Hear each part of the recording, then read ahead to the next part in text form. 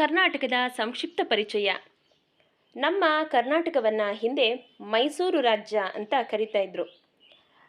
ಆ ಮೈಸೂರು ರಾಜ್ಯ ಉದಯವಾದದ್ದು 1956 ನವೆಂಬರ್ 1ರಂದು.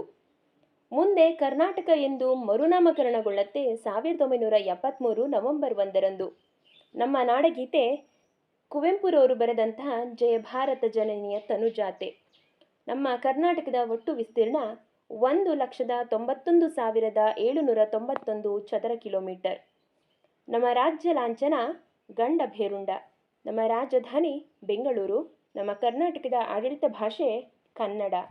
ಒಟ್ಟು ಕಂದಾಯ ವಿಭಾಗಗಳು 4 ಅವುಗಳೆಂದರೆ ಬೆಂಗಳೂರು ವಿಭಾಗ, ಮೈಸೂರು ವಿಭಾಗ, ಕಲಬುರಗಿ ವಿಭಾಗ ಹಾಗೂ ಬೆಳಗಾವಿ ವಿಭಾಗ.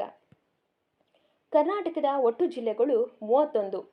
ಒಟ್ಟು ಜನಸಂಖ್ಯೆ 6,30,30,704. ಒಟ್ಟು ಜನಸಾಂದ್ರತೆ ಪ್ರತಿ ಚದರ ಕಿಲೋಮೀಟರ್ಗೆ 319. ಒಟ್ಟು ಸಾಕ್ಷರತೆ 75.36%. ನಮ್ಮ ರಾಜ್ಯ ಪಕ್ಷಿ ನೀಲಕಂಠ ಹಾಗೂ ನಮ್ಮ ರಾಜ್ಯ ಮರ ಶ್ರೀಗಂಧ. ಭಾರತದಲ್ಲಿ ನಮ್ಮ ರಾಜ್ಯ ವಿಸ್ತೀರ್ಣದಲ್ಲಿ 6ನೇ ಸ್ಥಾನವನ್ನು ಹೊಂದಿದ್ರೆ ಜನಸಂಖ್ಯೆಯಲ್ಲೇ ಭಾರತದ ರಾಜ್ಯಗಳ ಪೈಕಿ 8ನೇ ಸ್ಥಾನವನ್ನು ಹೊಂದಿದೆ.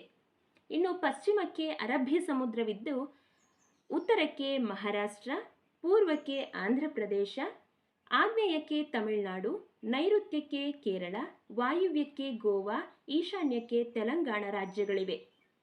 ನಮ್ಮ ಕರ್ನಾಟಕದ ಗಡಿಭಾಗದ ಜಿಲ್ಲೆಗಳಲ್ಲಿ ಉತ್ತರದ ಕೊನೆಯ ಜಿಲ್ಲೆ ಬೀದರ್ ಇದ್ದರೆ ಪೂರ್ವದ ಕೊನೆಯಲ್ಲಿ ಕೋಲಾರ, ದಕ್ಷಿಣದ ಕೊನೆಯಲ್ಲಿ ಚಾಮರಾಜನಗರ ಹಾಗೂ ಪಶ್ಚಿಮದ ಕೊನೆಯಲ್ಲಿ ಉತ್ತರ ಕನ್ನಡ ಜಿಲ್ಲೆಗಳಿವೆ. ನಮ್ಮ ಕರ್ನಾಟಕದ ಅತ್ಯಂತ ಎತ್ತರ ಶಿಖರ ಮುಳ್ಳಯ್ಯನಗಿರಿ. ಪೂರ್ವದಿಂದ ಪಶ್ಚಿಮಕ್ಕೆ 400 ಕಿಲೋಮೀಟರ್, ಉತ್ತರದಿಂದ ದಕ್ಷಿಣಕ್ಕೆ 750 ಕಿಲೋಮೀಟರ್ ಅನ್ನು ನಮ್ಮ ಕರ್ನಾಟಕ ಹೊಂದಿದೆ. ಒಟ್ಟು ಲಿಂಗಾನುಪಾತ 968. ಕರ್ನಾಟಕದ ಅಕ್ಷಾಂಶ 11.31 ಡಿಗ್ರಿ ಉತ್ತರ ಅಕ್ಷಾಂಶದಿಂದ 18.45 ಡಿಗ್ರಿ ಉತ್ತರ ಅಕ್ಷಾಂಶ, 74.12 ಡಿಗ್ರಿ ಪೂರ್ವ ರೇಖಾಂಶದಿಂದ 78.40 ಪೂರ್ವ ರೇಖಾಂಶದವರೆಗೆ ಕರ್ನಾಟಕ ಇವೆ. ವಿಧಾನಸಭಾ ಸ್ಥಾನಗಳ ಸಂಖ್ಯೆ 224 ಆದರೆ ವಿಧಾನ ಪರಿಷತ್ ಸ್ಥಾನಗಳ ಸಂಖ್ಯೆ 75. ವಿಸ್ತೀರ್ಣದಲ್ಲಿ ದೊಡ್ಡ ಜಿಲ್ಲೆ ಬೆಳಗಾವಿ ಆದರೆ ಚಿಕ್ಕ ಜಿಲ್ಲೆ ಬೆಂಗಳೂರು ನಗರ.